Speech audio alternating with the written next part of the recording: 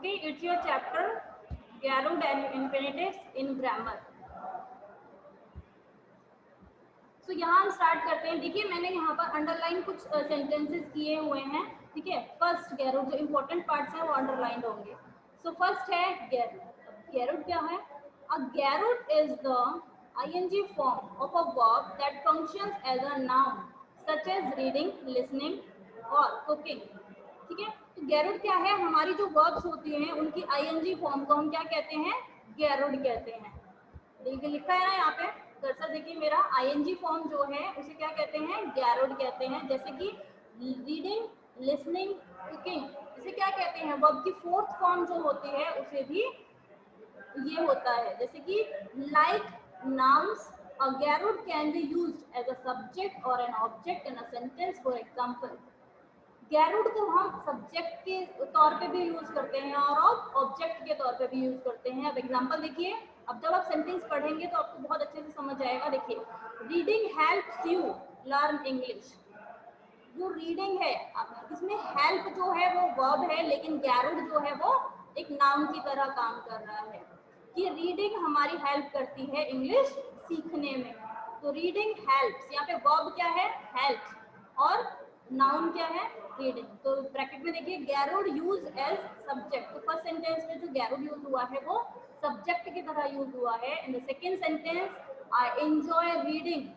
यहाँ पर एंजॉय जो वर्ड है वो वर्ब है एंड गैरुड जो है वो है रीडिंग. तो यहाँ पर ये जो है वो एक ऑब्जेक्ट की तरह यूज हुआ है reading word.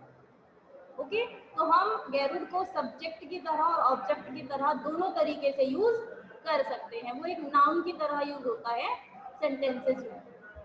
Okay, the next one, infinitives. अब इन्फिनेटिव्स देखिए. Infinitives are the to forms of verbs such as to read, to eat and to sleep. जब वर्ब की फॉर्म्स के साथ हम टू का फॉर्म यूज करते हैं, टू का यूज करते हैं, तो उसे क्या कहते हैं? इन्फिनेटिव्स कहते हैं. And infinitive can also be used as a subject or an object of a sentence. क्या है कि इन्फिनेटिव्स जो हैं वो भी सब्जेक्ट और ऑब्जेक्ट की तरह यूज होते हैं. Like as गैरुड. गैरुड भी सब्जेक्ट और ऑब्जेक्ट दोनों की तरह यूज हो रहे थे. ऐसे ही इन्फिनेटिव्स भी सब्जेक्ट और ऑब्जेक्ट दोनों की तरह यूज हो रहे हैं. Now listen carefully. To learn is important. To learn is important. तो यहाँ पे जो टू लर्न वर्ड है, टू लर्न, लर्न हो गई वर्ब और उसके साथ हमने टू ऐड कर दिया तो क्या बन गया? इन्फिनेटिव बन गया. ठीक है, अब नेक्स्ट देखिए. She wants to learn. यहाँ पे लर्न लास्ट में आ रहा है, मतलब कि वो क्या बन गया? ऑब्जेक्ट है. जो हम स्टार्टिंग में यूज करते हैं क्या होता है? Subject plus verb plus object. तो यहाँ पे फर्स्ट सेंटेंस में जो है वो सब्जेक्ट है टू लर्न, और सेकेंड सेंटेंस में लास्ट में यूज हो रहा है क्योंकि हम लास्ट में यूज करते हैं ऑब्जेक्ट को, इसीलिए वो क्या हो जाएगा? Object. To learn is the object. Okay, तो ये था आपका गैरुड और इन्फिनेटिव. गैरुड होते हैं ING form of a verb and infinitives क्या होते हैं? To form of the verb. लेकिन दोनों ही सब्जेक्ट और ऑब्जेक्ट की तरह यूज होते हैं क्योंकि हमारा जो सेंटेंस का फॉर्मेशन है वो क्या होता है? Subject plus verb plus object. Okay, now next one, when to use gerunds or infinitives. कि हम गैरुड्स को और इन्फिनेटिव्स को कहाँ यूज करते हैं? Gerunds as subject. Both gerunds and infinitives can be used as a subject of a sentence. ये gerund subject की तरह यूज होता है और गैरुड्स और इन्फिनेटिव्स दोनों ही सब्जेक्ट की तरह यूज हो सकते हैं. However, as subjects gerunds sound more natural and would be more common in everyday English. For example, reading is important. ये नॉर्मल सब्जेक्ट है. ठीक है, और नीचे देखिए टू रीड इज इम्पोर्टेंट. ये एब्स्ट्रैक्ट सब्जेक्ट है. यहाँ पर कोई प्रॉपरली सब्जेक्ट नहीं दिया है कि प्रॉपर कोई सब्जेक्ट हो. तो क्या है? एब्स्ट्रैक्ट सब्जेक्ट है. मीन्स इस तरीके के सेंटेंसेस हम बहुत कम यूज करते हैं, लेकिन जो फर्स्ट सेंटेंस है रीडिंग इज इम्पोर्टेंट, ये कॉमनली यूज्ड सेंटेंस है. रीडिंग इज इम्पोर्टेंट सिंपल है. हम अपनी डेली लैंग्वेज की इंग्लिश लैंग्वेज में हम यूज करते हैं इसे. लेकिन टू रीड इज इम्पोर्टेंट, ये लेस कॉमन सेंटेंस है, इसे हम बहुत अपनी इंग्लिश लैंग्वेज में बहुत कम यूज करते हैं. Okay, and the next one, gerunds as objects of sentence. When a verb is used as the object of a sentence, the main verb in the sentence determines whether to use a garrote or an infinitive. For example, he enjoys swimming. Enjoy requires a garrote. क्योंकि यहाँ पर जो enjoy word है, मैंने आपको last में बताया, enjoy जो वर्ड है वो है एक verb. स्विमिंग यहाँ पर वर्ब नहीं है, यहाँ पर जो वर्ब है वो है enjoy, और garrote का जो काम कर रहा है वो कर रहा है swimming. And the next, he wants to swim. He wants to swim. तो यहाँ पे जो want है मीन्स वो तैरना चाहता है, तैरना चाहता है. चाहता जो वर्ड हो गया वो हो गया आपकी वर्ब हो गई, मीन्स wants होगी आपकी वर्ब, और swim होगी आपकी infinitive. ओके, सो यहाँ पर हर वर्ब को एक garrote या infinitive की जरूरत पड़ रही है. अब नेक्स्ट देखिए, यहाँ पे दो टेबल दिए हुए हैं, क्या है, वर्ब्स फॉलोड बाय गैरोट्स. यहाँ कुछ वर्ब्स दी गई हैं जो गैरोट को फॉलो करती हैं, कुछ वर्ब्स दी गई हैं जो इंफिनिटिव्स को फॉलो करती हैं. ठीक है, अब मैं आपके साथ पेज और शेयर करूंगी. देखिए,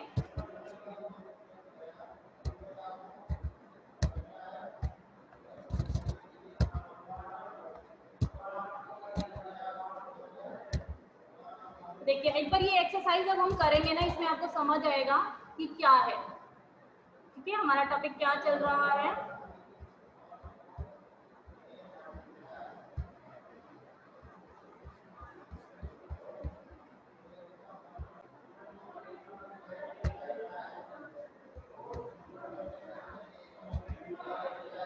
देखिए ये आपका पेज है, ये आपका पेज है, क्या है, गैरोट्स. लेसन 1 हम डिस्कस कर रहे हैं, आपके पास बुक भी है, गैरोट्स डिस्कस एज अ क्लास. तो what is the subject in the given sentence, what is the object and what is the verb. ठीक है, अभी हमने ये डिस्कस किया. तो इसमें सब्जेक्ट क्या हो गया, सब्जेक्ट शी है, प्लेइंग वर्ब है, और फुटबॉल क्या है, ऑब्जेक्ट है. तो सेंटेंस फॉर्मेशन के अकॉर्डिंग है subject plus verb plus object. Okay, and the question number 2 क्या है, वर्क ऑन योर ओन. आपको खुद करना है इसे. Underline the ING form of words in the given sentence. बहुत सिंपल है कि जो आईएनजी वर्ड्स यूज हो रहे हैं सेंटेंसेस में उनको अंडरलाइन करना है. So simple, it's so simple. And B question क्या है, write S if it is used as a subject and O if it is used as an object. Mean sentence में आपको ये देखना है, ए बी सी जो भी है, कि अगर वो सब्जेक्ट की तरह यूज हो रही है आईएनजी फॉर्म, तो उसके सामने आपको एस लिखना है, जैसे कि ए में दिया गया है. और जिस सेंटेंस में ऑब्जेक्ट की तरह वर्ब यूज हो रही है आईएनजी, उसके सामने आपको ओ लिखना है. ठीक है, अब ए देखिए, ड्राइविंग फास्ट इज डेंजरस. क्या है, एस होगा क्योंकि किसकी तरह, सब्जेक्ट की तरह यूज हो रहा है. बी देखिए, she recommended reading this book. तो इस सेंटेंस में जो रिकमेंडेड वर्ड है, in this sentence recommended is a verb and the word reading is an object. क्योंकि दो वर्ब एक सेंटेंस में यूज नहीं होती हैं, तो जो पहले वाला रिकमेंडेड जो वर्ड है वो है आपका वर्ब, और सेकंड जो आईएनजी फॉर्म है वो है आपका ऑब्जेक्ट. अब सी देखिए, वी प्रैक्टिस. यहाँ प्रैक्टिस जो हो गया, प्रैक्टिस वर्ड, जो प्रैक्टिस वर्ड है अभ्यास करना, तो एक वर्ब है वो. ठीक है, और स्पीकिंग जो वर्ड जो आईएनजी फॉर्म यूज हुई है वो है object. Shopping with you was a waste of time. तो यहाँ पर ये क्या है, सब्जेक्ट है. शॉपिंग करना तो क्या है, सब्जेक्ट है. ई देखिए, preparing the meal took her an hour. Preparing subject की तरह यूज हो रहा है. He avoided going to classes for a week. तो यहाँ पर अवॉइडेड वर्ड वर्ब है और गोइंग जो है वो आईएनजी फॉर्म है. अब लास्ट देखिए, आई प्रेफर वॉकिंग. सिंपल दिखाई दे रहा है, क्या है, वॉकिंग इज एन ऑब्जेक्ट. जो वॉकिंग वर्ड है वो क्या है, ऑब्जेक्ट है. She spent an hour preparing the meal. तो स्पेंट जो वर्ड है वो है वर्ब और preparing is an object. Okay, so it's your lesson 1. And And the next third question, which of the following is a garrod of the verb write? ये write का जो garrod form है वो कौन सा है? तो writing. ठीक है. अब क्वेश्चन नंबर 4 में क्या पूछा है? Tick the sentences in which the ING form of a verb is used as a gerund, कि जहां पर आईएनजी फॉर्म को एक गैरोड की तरह यूज किया गया है. ठीक है. अब फिफ्थ देखिए, fill in gerunds as the subject of the following sentences. Means playing है तो उसको हमें गैरोड की तरह सारे सबको फिल करना है. तो क्या सिंपल है, तो उसमें हम आईएनजी फॉर्म ऐड करेंगे. Okay, so it's your chapter garrods and infinitives. I hope you understand it very carefully.